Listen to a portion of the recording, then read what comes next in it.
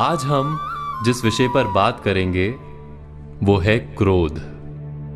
क्रोध वो भावना है जो हमारे सारे जीवन को घेर कर रहता है।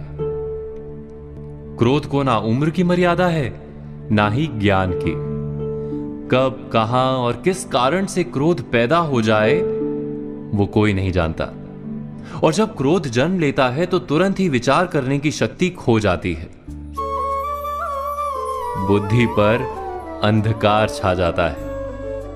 वर्षों के संबंध पल भर में टूट जाते हैं। सारा जीवन बिखर जाता है। किसी भी कारागार में जाकर देखिए, अधिकतर अपराधी क्षण भर के क्रोध का दंड भोगते हुए दिखाई देंगे, पर फिर भी हम क्रोध पर अंकुश नहीं लगा पाते।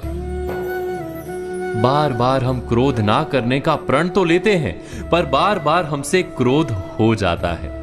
ये क्रोध वास्तव में क्या है, क्यों जन्मता है और क्यों अंकुश में नहीं रहता? क्रोध वास्तव में क्या है? उदाहरण के लिए आप एक बालक को देखिए।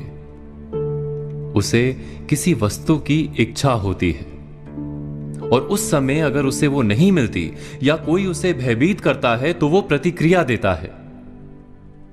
बालक की प्रतिक्रिया क्रोध है, क्योंकि बालक निर्बल है, निसहाय है। बालक अपनों से बड़ों को अपने वजूद का एहसास, अपने अस्तित्व की प्रतीति करवाने का प्रयास करता है क्रोध के माध्यम से। बड़े होने पर भी हम क्या ऐसा ही नहीं करते?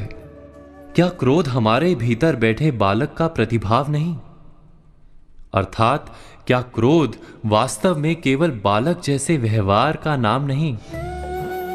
जब अहंकार को घाव होता है, जब भय लगता है, जब कोई वस्तु हमें प्राप्त नहीं होती, तब हमें क्रोध आता है, ठीक किसी बालक की भांति।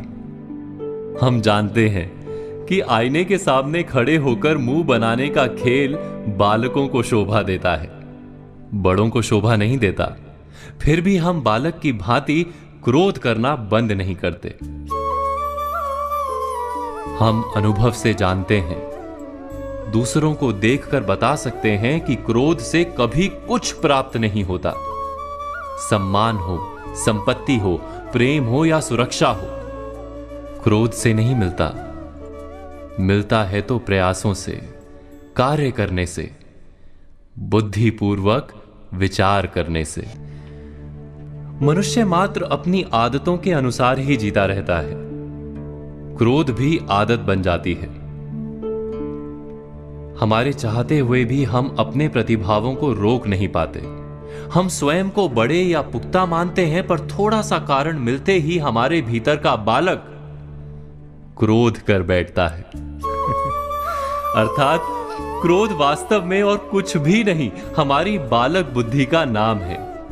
जैसे ही हम इतना स्मरण में रखें कि हम बालक नहीं, बालक जैसा व्यवहार हमें शोभा नहीं देता, वैसे ही क्रोध स्वयं ही बंद हो जाता है।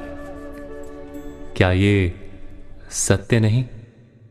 इस पर विचार मनन अवश्य कीजिएगा।